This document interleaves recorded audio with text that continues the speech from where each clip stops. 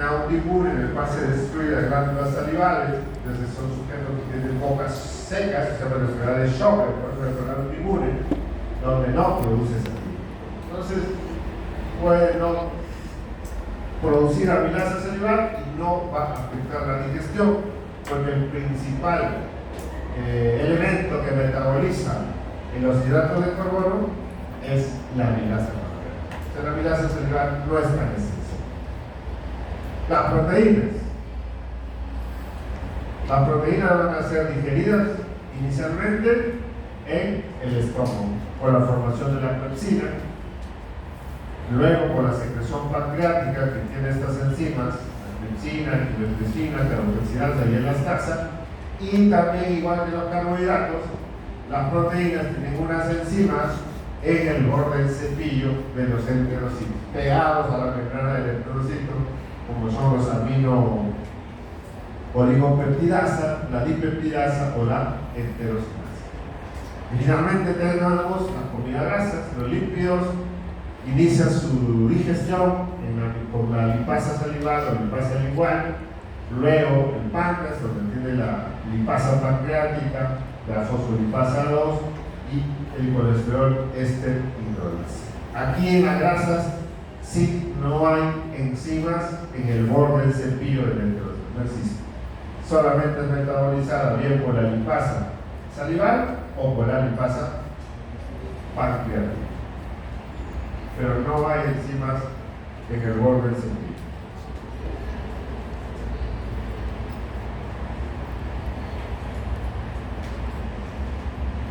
Entonces habíamos dicho que las células acinales producían las enzimas necesarias para digerir, ¿no?, básicamente las proteínas, ¿no? Y esas enzimas están en su forma inactiva, por eso se llaman, ya no se llaman tripsinas, sino tripsinógeno, quimiotripsinógeno y procarboxipeptidasa. Sus formas activas serían tripsina, quimiotripsina y carbopeptidasa. Pero no puede estar en su forma activa porque si no empiezan a digerir pues a las células acinales, empiezan a digerir al páncreas, destruirían el propio páncreas. Por lo tanto no pueden ser secretarias en su forma activa, siempre van a ser secretarias en sus formas inactivas. Y para eso es importante, estas células acinales van a secretar una sustancia que es el inhibidor de la tripsina. Este inhibidor de la tripsina justamente evita que todas estas enzimas se activen en el ácido. Deben activarse en el duodeno. Ahí sí necesito que sean activas para que puedan metabolizar, puedan digerir las proteínas, ¿no?, o los alimentos proteicos que llegan al duodeno. Ahí yo necesito que se activen, pero no en el ácido ni en el ducto. ¿Okay?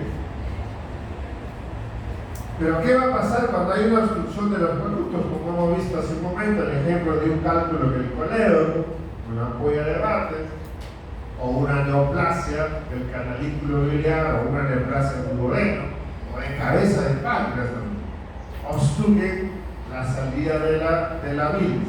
Recuerden, si se acuerdan de anatomía, ¿no?, el páncreas tiene el conducto de Wilson, ¿no?, que transporta toda la secreción pancreática.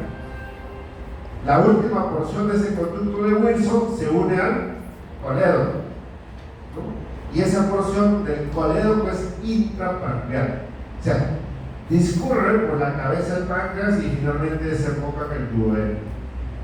Entonces, cuando hay un tumor de la cabeza del páncreas, va a obstruir justamente esa porción del conducto del colédoco intrapancreático. Va a producir obstrucción, se va a obstruir tanto el colédoco como el conducto de Wilson. Entonces, si ese Wilson está obstruido, ¿no?, todas estas enzimas inactivas, el tripsinógeno, el quimiotripsinógeno, deberían llegar al duodeno, pero no hacen. Se van almacenando ahí en los ácidos y los conductos y van a sobrepasar pues la actividad de este inhibidor. Este inhibidor ya no va a ser capaz de mantenerlas inactivas. Entonces se van a empezar a activar, ¿no?,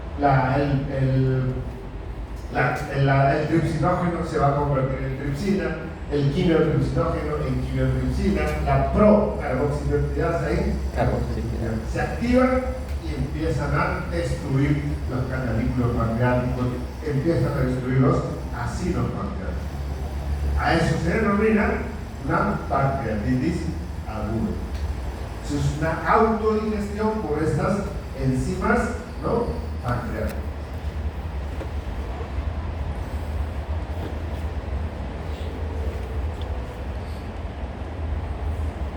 Recuerden la secreción gástrica que tenía la fase cefálica, la fase gástrica e intestinal. Lo mismo ocurre con la secreción pancreática. Tiene la fase cefálica, ¿no?, desde que vemos el alimento, olemos el olor del alimento, ya empieza a secretar, ya empieza a haber secreción pancreática. Luego, cuando el alimento ya está en el estómago, eso también estimula más secreción pancreática. Y finalmente, cuando el alimento llega al intestino, al duodeno, se produce mayor secreción pancreática. Entonces acá están estas tres fases. Miren, la fase cefálica aporta a la secreción pancreática un 20%, la fase gástrica un 10%, y lo más importante es la fase intestinal, cuando el alimento llega al intestino, el 70%. En cambio, en la secreción gástrica, el principal componente precisamente era cuando el alimento estaba en el estómago. ¿Cómo se regula la secreción pancreática? Tenemos estos componentes proteicos, aminoácidos, como la fenilalanina, la metionina, el triptófano, péptidos pequeños y grasas. Eso es lo que estimula la secreción pancreática, las proteínas, aminoácidos y pequeños péptidos y las grasas. Esos dos tipos de alimentos van a estimular la secreción pancreática. Entonces, estimularán las células I del duodeno para producir colecisto. Bien, entonces otra función de la colecistoquinina, no solamente intervenir en la contracción vesicular y en la relajación del esfínter de Oddi, ya que tenemos otra que participa en estimular la secreción pancreática, de enzimas pancreáticas a nivel de las células acinales. Entonces esta colecistoquinina va a interactuar con los receptores de las células acinales y a través de estos segundos mensajeros, el fosfatidilinoxitol trifosfato y el calcio, van a producir la secreción de enzimas digestivas. ¿Quién potencia esta acción de la colecistoquinina en la secreción pancreática? También el parasimpático, ¿no?, siendo la principal hormona la colecistoquinina, pero el parasimpático a través de la acetilcolina puede potenciar esa secreción, pero no es la más importante. La presencia de iodo hidrogenado en el duodeno, ¿no? Decíamos que cuando el alimento pasa del estómago al duodeno, viene con grasas, viene con proteínas que estimulan la secreción pancreática, pero también viene un alimento de contenido ácido. Ese iodo hidrogenado, que da la acidez a ese contenido gástrico, va a estimular a las células S del duodeno para secretar la secretina, ¿no?, que va a actuar con los receptores ya no de las células acinales, sino de las células ductales del ducto. ¿Para qué? Para que a través del AMP cíclico, este segundo mensajero, produzca secreción acuosa rica en bicarbonato y sodio. ¿Que para qué va a servir cuando llega al duodeno? Para tamponar ese alimento ácido que viene del estómago. ¿Quién potencia la acción de la secretina? ¿No? El parasimpático a través de la acetilcolina y la misma colecistoquinina. Entonces viene la colecistoquinina, otra función más. No solamente participa en la secreción pancreática, sino también en la secreción ductal, ¿no?, favoreciendo la secreción acuosa rica en bicarbonato de sodio.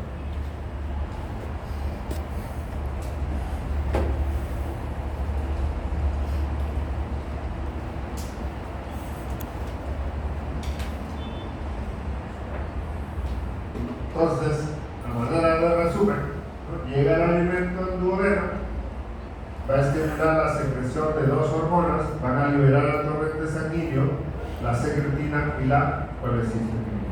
La colecistoquinina y secretina, ambos van a actuar en el páncreas. La secretina, ¿no? Básicamente liberando, estimulando a las células ductales a producir agua, bicarbonato y sodio, y la colecistoquinina básicamente va a intervenir en las células acinales en la secreción de enzimas pancreáticas. Pero también recuerden que la colecistoquinina favorecía la secreción ductal. El ácido del estómago libera secretina en la pared del duodeno. Las grasas y los envases inducen la creación de colecistoquinina. La estimulación vagal, hemos dicho que favorece tanto la secreción ductal como la secreción ácida.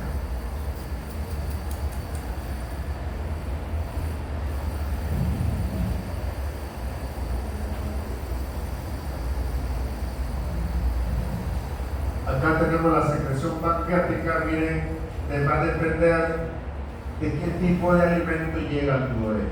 Cuando al duodeno llega un alimento rico en ácido clorhídrico, o sea, muy ácido, que viene del estómago, entonces la secreción pancreática, ¿no?, va a ser a predominio, ¿no?, de agua y bicarbonato, que es necesario para tamponar ese alimento muy ácido. En cambio, la secreción de enzimas va a ser muy poca. Pero si el alimento que ingiero es rico en grasas, entonces va a tener casi la misma secreción tanto de bicarbonato como de enzimas. Y si lo que llega al duodeno es un alimento predominantemente proteico, en proteínas, lo que va a generar más, va a producir más enzimas que bicarbonato.